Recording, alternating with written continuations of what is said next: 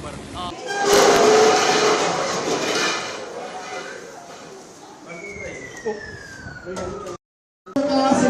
गया है।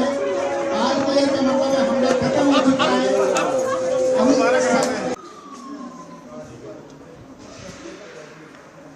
7 मई को सिविल डिफेंस के मॉक ड्रिल के संबंध में निर्देश भारत सरकार से प्राप्त हुए हैं। इंडियन टाइम्स न्यूज चैनल में आपका हार्दिक स्वागत है। मैं हूं सत्येंद्र सक्सेना। 7 तारीख है, आपको मॉक ड्रिल के बारे में मालूम होगा। जो प्रशिक्षण होगा उसमें सायरन भी बजेंगे, ऐसी भयावह स्थिति लगेगी। लेकिन आप लोगों से कहना यह है कि आप लोग बिल्कुल डरे नहीं, केवल ये प्रशिक्षण मात्र है। आपको प्रशिक्षण दिया जा रहा है कि युद्ध के समय यदि कोई ऐसी स्थिति आ जाती है तो आपको अपना बचाव कैसे करना है, और ऐसे सायरन सुनाई देंगे तो आपको करना क्या है, यही प्रशिक्षण दिया जा रहा है। डरने की बिल्कुल आवश्यकता नहीं है। जो मूलभूत चीजें हैं वो मैं आपको मोटे तौर पर बता रहा हूं। इसमें भयावह की स्थिति कोई पैदा नहीं करें, और आप सुनिएगा और समझिएगा कि मान लीजिए कभी ऐसी स्थिति आ जाती है तो हम कैसे निपटें। पाकिस्तान और भारत के बीच में एक ऐसा माहौल बना हुआ है जैसे युद्ध जैसी स्थिति। जो मॉक ड्रिल का जो बात की जा रही है, 7 मई है, और मॉक ड्रिल के समय आपको इतना बताना चाहेंगे हम आपको कि ये 1971 में ये किया गया था। तब से आज बीच में कारगिल युद्ध भी हुआ, लेकिन मॉक ड्रिल नहीं की गई। लेकिन इस बार मॉक ड्रिल इसलिए की जा रही है कि कोई घटना यदि होती है, आकस्मिक घटना होती है, वही स्थितियां पैदा की जाएंगी। सायरन बजाना इस तरीके से, देखिए सायरन की आवाज अभी आपको आएगी, इसी प्रकार की आपको आवाज दी जाएगी। तो हम आपको बताना चाहेंगे कि आखिर यह है क्या मामला। सबसे पहले हम बताएंगे आपको करना क्या है। जिस समय आपका सायरन बजता है तो आपको करना यह है कि आपको मजबूत, जहां बिल्डिंग हो, कोई भी मजबूत इमारत हो, उसके अंदर छुप जाना है। दूसरा हमारा यह आता है, अगर फ्लाईओवर है या रेलवे पुल है, कहीं भी है, उसके नीचे आप छुप जाइए और झुक के बैठिएगा। इसका कारण, झुक के बैठने का कारण यह है, हम पूरे देशवासियों को यही बताना चाहेंगे कि झुक के इसलिए बैठा जाता है कि मिसाइलें इतनी तेज गति से आती हैं। जिस समय मिसाइल गिरती है उस समय उसके जो पार्ट्स हैं टूटते हैं, और इतनी तेज रफ्तार के साथ, गोली की रफ्तार से भी तेज आपकी तरफ आएंगे तो आप घायल हो सकते हैं, कुछ भी हो सकता है। उससे बचाव के लिए आपको किसी ऐसी इमारत में घुस जाना है जहां पर आप सुरक्षित हो सकते हैं, और झुककर बैठिएगा। दूसरा ये आता है, अब दूसरा करना क्या है उपाय। माना कि कहीं पर टनल हो या अंडरपास है तो उसके नीचे चले जाएं। अगर सुरंग भी है तो उसके अंदर भी जा सकते हैं, जहां आपको सुरक्षित महसूस हो।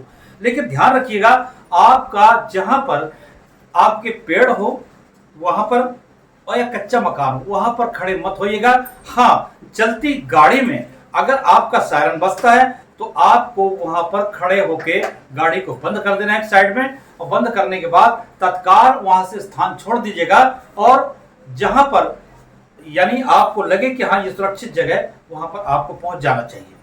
यह है।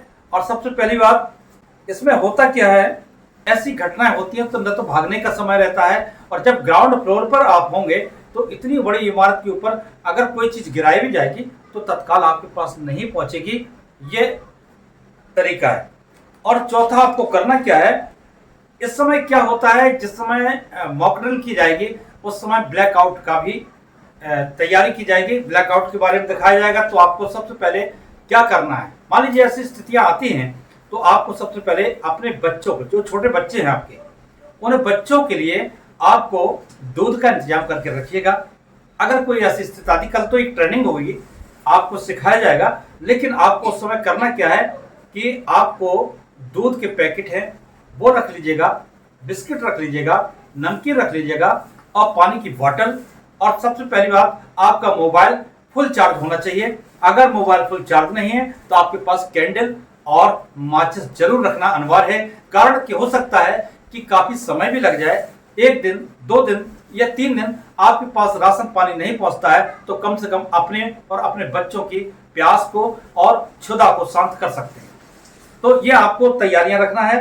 अब आपको करना क्या है, देखिए आपको बता, जब ब्लैकआउट होता है तो इलेक्ट्रिक लाइन जो होती है ठप कर दी जाती है, डिस्कनेक्ट कर दी जाती है, जिससे अंधेरा हो जाता है, बिल्कुल पूरी तरीके से अंधेरा हो जाता है। अब उसमें यह होता है कि कहीं से भी थोड़ी भी रोशनी नहीं आना चाहिए।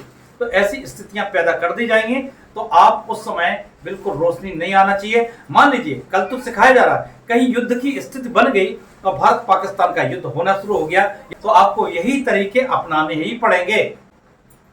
तो मेरे कहने का तात्पर्य यह है कि पाकिस्तान कभी सुधर नहीं सकता है, न सुधरने का नाम लेगा। आतंकवादी संगठन को उकसावा देना इसका फितरत रही है, शुरू से ही रही है। और जब से मैंने देखा है, और इतने युद्ध हो चुके हैं, शिकस्त खाने के बावजूद भी पाकिस्तान सुधर नहीं सकता है। और भारत कोई ना कोई अपनी तरफ से, पहले तो भारत का ये इरादा रहता है कि सबसे पहले हम कभी हमला न करें, लेकिन यदि हमला करता है तो भारत पहला बार नहीं करेगा। हाँ, उसका मुंह तोड़ जवाब देने के लिए तत्पर रहेगा, लेकिन पहला बार वो कदापि नहीं करेगा। ये भारत का सिद्धांत है। अब हम आपको ये आगे की चीज ये बताना चाहेंगे, उत्तर प्रदेश में होने क्या जा रहा है। 19 जिले चयनित किए गए हैं, जिसमें एक जिला ए में विभाजित किया है, ए बी सी में विभाजित किए गए हैं कुछ जिले। तो एक जिला ए कैटेगरी में एक जिला है केवल, और बी कैटेगरी में 2 जिले हैं, और बाकी जिले सी कैटेगरी में हैं, और जो कि मॉक ड्रिल होगी उसमें शामिल होंगे। तो इसमें 19 जिलों को शामिल किया गया है। और उत्तर प्रदेश के डीजीपी प्रशांत कुमार जी ने जो बताया है, आप सुनिएगा, वीडियो देखिएगा, और वीडियो के अंतर्गत उन्होंने जो बताया है उसको आप गौर से सुनिए। 7 मई को सिविल डिफेंस के मॉक ड्रिल के संबंध में निर्देश भारत सरकार से प्राप्त हुए हैं। वहां से जैसे 19 जिले आइडेंटिफाइड हैं, जिसमें एक जिला ए कैटेगरी में है, 2 जिले सी कैटेगरी में है, रेस्ट सभी जिले बी कैटेगरी के। लेकिन यहाँ की संवेदनशीलता को मद्देनजर रखते हुए शासन द्वारा ये निर्देश दिए गए हैं कि सभी जिलों में, और जितने भी हमारे वर्टिकल्स हैं, जैसे सिविल एडमिनिस्ट्रेशन है, पुलिस एडमिनिस्ट्रेशन है, फायर सर्विसेज हैं, डिजास्टर रिस्पांस फोर्स है, सभी के साथ मिलके ये मॉक ड्रिल और प्रिपेयर्डनेस रखा जाए, ताकि आकस्मिकता की स्थिति में हम लोग इन चीजों से निपट सकें। ये तो अभी ड्रिल करना है। अब इसमें कौन कौन शामिल होगा?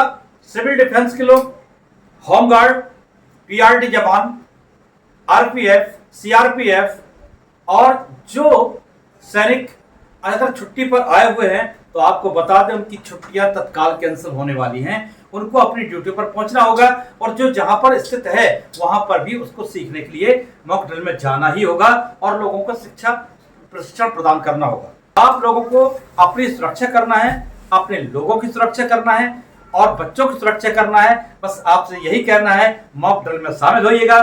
कभी भी ऐसी स्थितियां आ सकती हैं, और ऐसी स्थितियों को प्रशिक्षण लेना कोई बुरी बात नहीं है।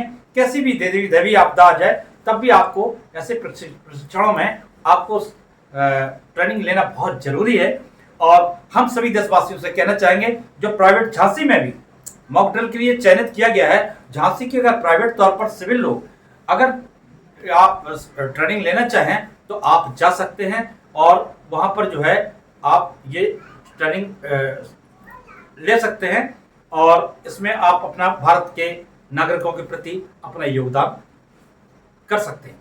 भारत सरकार द्वारा 7 मई को सिविल डिफेंस डिपार्टमेंट से जो मॉक ड्रिल होने का जो निर्देश प्राप्त हुए हैं, उसी के आधार पर हमारे प्रदेश सरकार से भी क्लियर निर्देश प्राप्त हुए हैं कि सभी जिलों में अपने अपने समय अनुसार सभी विभागों से, इसमें सभी विभाग भाग लेंगे। हमारे पुलिस भी भाग लेंगे, प्रशासन भी भाग लेंगे, बाकी सिविल डिफेंस वाले भाग लेंगे, हमारे अग्निशमन विभाग भाग लेंगे, हमारे जो आपदा विमुक्त जो एसडीआरएफ विभाग है वो भी भाग लेंगे। सभी जितने भी विभाग है जो सभी भाग लेंगे, और इसके संबंधित पूरी तैयारी हम लोग कर चुके हैं। इसके संबंधित मई को जनपद झांसी में पुलिस लाइन में 6 बजे मॉक ड्रिल आयोजित की जा रही है। आपके माध्यम से मैं आप सभी से भी अनुरोध करूंगा कि आप सभी लोग आइए, उसको देखें और उसका थोड़ा प्रचार प्रसार अच्छी तरह कीजिए, ताकि हमारे जनपद के जितने भी वासी है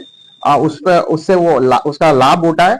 और बाकी हम आपके माध्यम से हमारे जो बाकी अन्य वॉलंटियर्स है और वासी है जो भी मतलब इसमें भाग लेना चाहते हैं तो करीब 6 बजे पुलिस लाइन जनपद झांसी में 7 मई को 6 बजे वो आ सकते हैं। इसी के साथ मैं यही बताने के लिए हाजिर हुआ था कि ये मॉक ड्रिल बहुत जरूरी है, क्योंकि अभी तक 1971 के बाद अभी तक हुआ नहीं है, कोई जानकारी नहीं लोगों को। इससे प्रशिक्षण लेना बहुत जरूरी है। अपने को बचाएं, दूसरों को बचाएं, और अगर ऐसी आपदा आती है उसमें आपको किस तरीके से भागीदार बनना है। जो करोड़ों की जनता है भारत देश के अंदर, सबको इस समय ऐसी विषम परिस्थिति में एक होना आवश्यक है। और ये सारी चीजें शिकवा शिकायत भुला दीजिएगा। देशवासियों से मेरा अनुरोध है, ऐसी घड़ी में आप सबको एकता का परिचय देना आवश्यक है। नमस्कार, धन्यवाद, जय हिंद, जय भारत।